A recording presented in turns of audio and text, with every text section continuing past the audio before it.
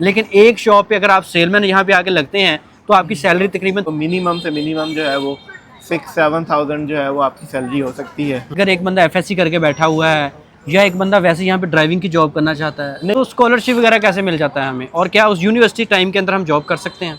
अस्सलामुअलैकुम एयर पाकिस्तान, एहसान हमीद अभी आपके सामने बैठा है और मेरे साथ नुमान मेरा कोलीग है। अभी मैं शेंजन ख्वाचम बे में बैठा हूँ।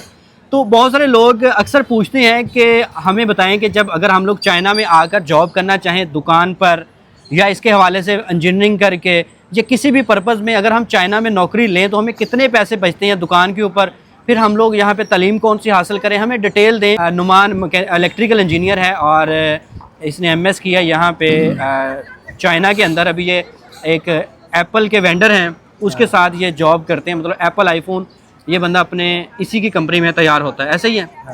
तो अभी आप क्या बताएंगे कि पहले मैं आपको थोड़ा सा बता देता हूँ दुकान पे जॉब करने के हवाले से, उसके बाद दूसरी तरफ बढ़ते हैं क्योंकि नुमान को दुकानों का नहीं पता।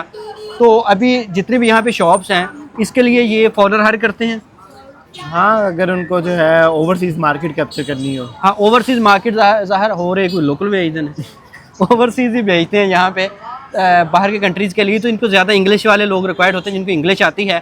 अब तो चाइनीज़ इतने ज़्यादा समझदार हो गए हैं, ट्रांसलेटर यूज़ करते हैं, या इनको खुद भी इतनी इंग्लिश आती है कि हर दुकान पे कम से कम एक इंग्लिश बोलने वाला या सुनने वाला समझने वाला मेन बातें होती हैं। तो इतनी ज़्यादा इनको रिक्वायरमेंट जॉब के हवाले से शॉप पे नहीं होती। लेकिन एक शॉप पे अगर आप सेलमैन यहाँ पे आके लगते हैं तो आपकी सैलरी तकरीबन 3,000 रुपये आपकी सैलरी लगेगी तकरीबन, और उसके साथ आपको कमीशन मिलेगा। आलमोस्ट यहाँ पे जो लोग एक शॉप पे काम करते हैं तकरीबन वो 20-25 हज़ार RMB तक भी चले जाते हैं कमीशन के साथ, क्योंकि ज़ाहिर है बड़ी पार्टी लगेगी तो उसके अकॉर्डिंग उसे कमीशन मिलेगा। तो अच्छा नुमान साहब, अब मुझे बताएं कि एक बंदा पाकिस्तान से आकर यहाँ पे जॉब करना चाहे तो कैसे कर सकता है? ये डिपेंड करता है, अगर उन्होंने जो है अपनी डिग्री की बेस पे यहाँ आना है, जैसे बैचलर डिग्री की हुई है या मास्टर किया हुआ है, तो उनको जो है वो डिग्री के बाद मिनिमम जो है वो 2 years का एक्सपीरियंस होना लाजमी है। ठीक है। अपनी किसी रेलिवेंट फील्ड में, जैसे कोई इलेक्ट्रिकल इंजीनियर है, कोई सॉफ्टवेयर इंजीनियर है, कोई मैकेनिकल है, या कोई जो है साइंस टीचर है, या कोई इंग्लिश टीचर है, कोई भी मतलब फील्ड हो गई, या सेल्स हो गया, ओवरसीज सेल्स हो गया, कस्टमर सर्विस हो गया। तो किसी भी फील्ड में जो है वो यहाँ पे आपको जॉब मिल सकती है। ठीक है।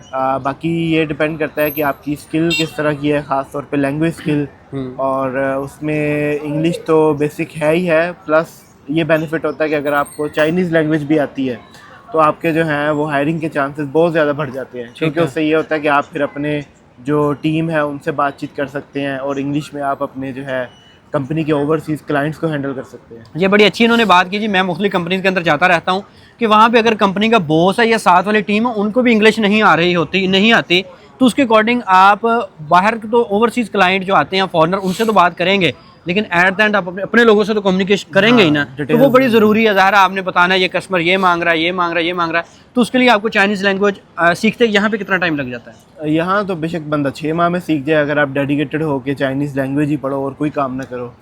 यहाँ पे जो है इस तरह के कोर्सेज अवेलेबल हैं। ठीक है। जो आपको 6 माह में जो है काफ़ी हद तक जो है वो आपको स्पीकिंग करवा देते हैं। ठीक है, कंप्लीट। ओके।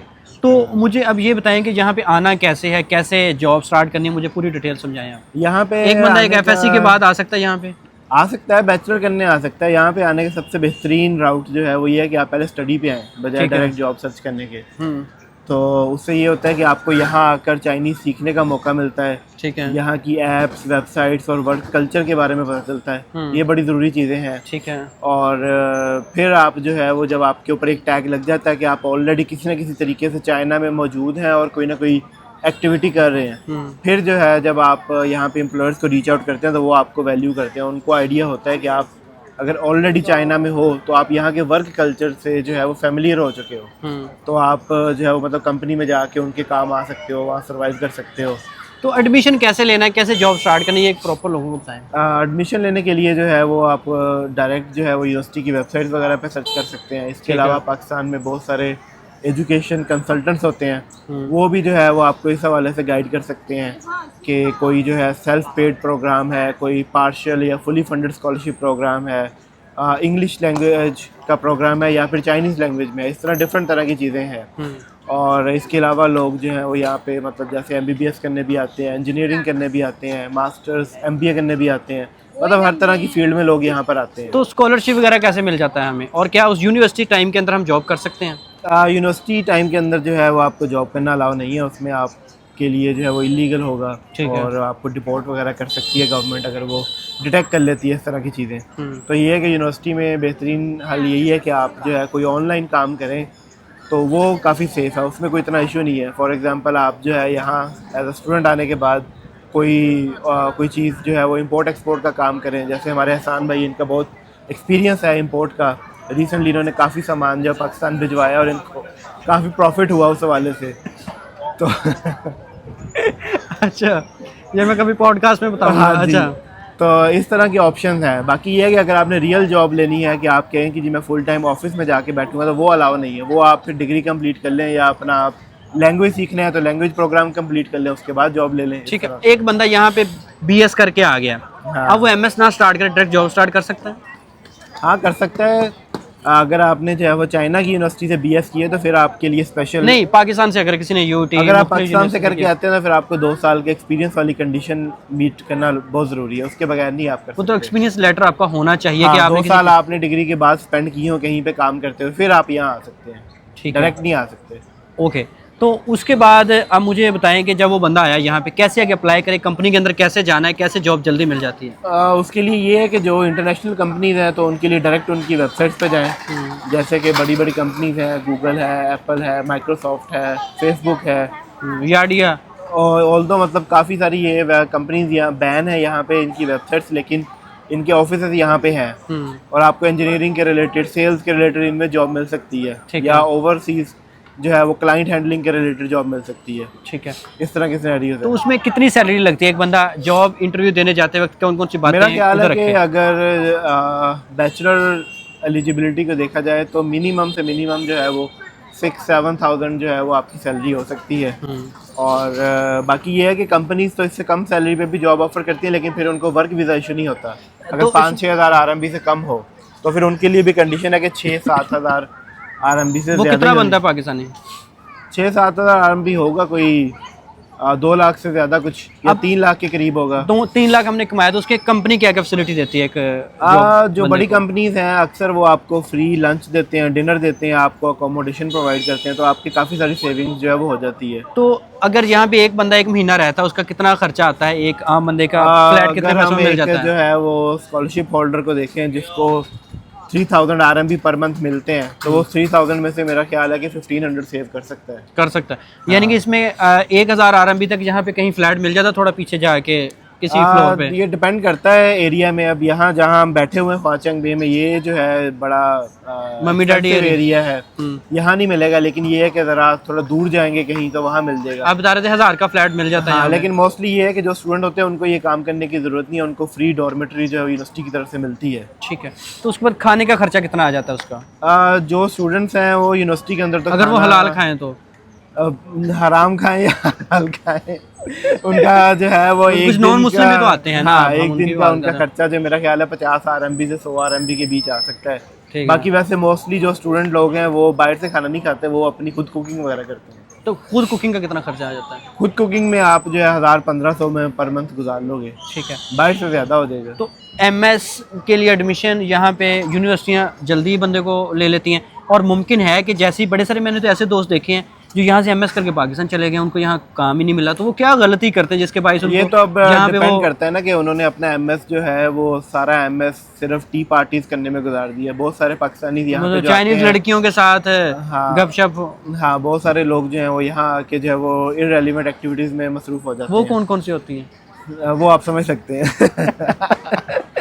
तो जिसके बायस ये- उनके 2 साल जाया चले जाते हैं, हाँ, तो फिर ये वो है डायरेक्ट कि- यहाँ से पाकिस्तान। हाँ, तो ऐसे ये है ही। कि अगर आप यहाँ आते हैं तो चाइनीज लैंग्वेज लाजमी सीखें। अगर आपको चाइनीज लैंग्वेज आती है तो डजंट मैटर आपके पास डिग्री कौन सी है, आपको कुछ ना कुछ जॉब मिल ही जाएगी, आपको वापस नहीं जाना पड़ेगा।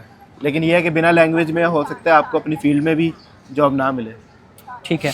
तो इसके अलावा अगर एक बंदा FSC करके बैठा हुआ है, या एक बंदा वैसे यहाँ पे ड्राइविंग की जॉब करना चाहता है, नहीं, इस तरह की जॉब्स जो है वो अवेलेबल नहीं हम्म। है। एटलीस्ट जो है बैचलर तो मतलब बैचलर क्वालिफिकेशन होनी ही तो चाहिए। आपने कहाँ से किया था MS? मेरा किया भी बैचलर था? जो है वो जीसी यूनिवर्सिटी फैसलाबाद से है MS? और एमएस जो है वो शंघाई जियाओतोंग यूनिवर्सिटी से है। तो अभी आप शंघाई उधर से करके हैं या इधर कैंपस किस में किया? उधर से किया है। शंघाई से। हाँ। अच्छा अच्छा, तो उसके बाद फिर आपकी एप्पल में जॉब होगी? नहीं, उसके बाद मेरी जो है वो 2 डिफरेंट चाइनीज़ कंपनीज में मैंने जॉब की है। ठीक है। एक में मैंने इंटर्नशिप की थी 6 माह ठीक है। और एक कंपनी में मैंने ऑलमोस्ट 2 से 3 साल काम किया है और फिर उसके बाद जो है अब 2 साल से एप्पल के साथ काम कर रहा हूँ। ठीक, आपकी फैमिली भी आपको देख रही है, तो पहली बार सच बोल दें कि आप कितने पैसे कमाते हैं, क्योंकि आपके सारे रिश्तेदार देख रहे थे नंगला वाले। अल्हम्दुलिल्लाह गुजारा हो जाता है। इससे नहीं, ज़्यादा ऐसे क्यों नहीं कुछ नहीं कह बताते? सकते। जितने ओवरसीज हैं ये पैसे क्यों नहीं बताते? बस वो हम लोगों के उधर माइंड में जाके होता तो- है कि हमें जो है वो नज़र लग जाती है या हाँ। इस तरह की बातें हो जाती हैं, तो इस वजह से थोड़ा जो है ना वो हम्बल रहना पसंद करते हैं। ठीक है, तो आप क्या मैसेज देंगे नए बंदे जो यहाँ पे आना चाह रहे हैं, तो उनको क्या मैसेज देंगे? बस ये है कि अगर आप किसी भी प्रोग्राम में यहाँ आते हैं तो as soon as possible Chinese जो है वो लैंग्वेज सीखें, उससे आपको जो है ना वो हज़ारों मौके मिलेंगे काम करने के। तो इसमें अब वर्क वीज़ा की बात आती है, वर्क वीज़ा किसको मिलता है चाइना में? वर्क वीज़ा यहाँ पे कंपनी ने लेकर देना होता है, तो आपको उसकी टेंशन लेने की ज़रूरत नहीं है। आपने सिर्फ जो है वो जॉब ढूंढने और जो है कंपनी के मेयार पे पूरा उतरने पे फोकस करना है। वर्क कितने- वीज़ा कंपनी की जिम्मेदारी है। कितने घंटे जॉब होती है यहाँ पे? जॉब मिनिमम जो है वो 8 घंटे हो सकती है और सुबह 8 से शाम 5 तक या इस तरह से माहौल होता है। बाकी ये है कि अक्सर कंपनीज़ में ओवर टाइम काम करने का माहौल होता है, 12-12 घंटे भी लोग बैठते हैं और कई कंपनीज़ जो हैं उनमें 6 दिन काम करने का ट्रेंड होता है कि वो सैटरडे को ऑफ नहीं करते इस तरह से। तो आप मुझे अब ये बताएं कि बहुत सारे लोग घर बैठ के भी काम कर सकते हैं? हाँ जी, बिल्कुल कर सकते हैं। यहाँ पे जो है वो हाइब्रिड जॉब्स भी हैं, जिस तरह मेरा अपना रोल जो है as a software engineer kind of hybrid है कि कुछ टाइम जो है वो ऑन साइट जाके ड्यूटी करनी होती है और कुछ काम ऐसे जो हैं वो ऑफ साइट भी हैंडल किए जा सकते हैं। चलें, आपका शुक्रिया, आपने टाइम दिया आज मुझे। आपकी तबीयत भी ठीक नहीं थी। हाँ, मेरा गला ख़राब है। गला ख़राब है तो ज़हरा आपने वो मैंगो शेक पिया है। तो उम्मीद करता हूँ जी ये वीडियो काफ़ी आपको इन्फॉर्मेशनल मिली होगी। इनके नीचे मैं वी चैट अटैच कर दूँगा कमेंट में, अगर इन्होंने मुझे अलाउ किया तो उसके अकॉर्डिंग आप इन्फॉर्मेशन ले सकते हैं यहाँ चाइना में आने का और आपको बताने का चीज़ें, ताकि आपको यहाँ पे आने में आसानी हो।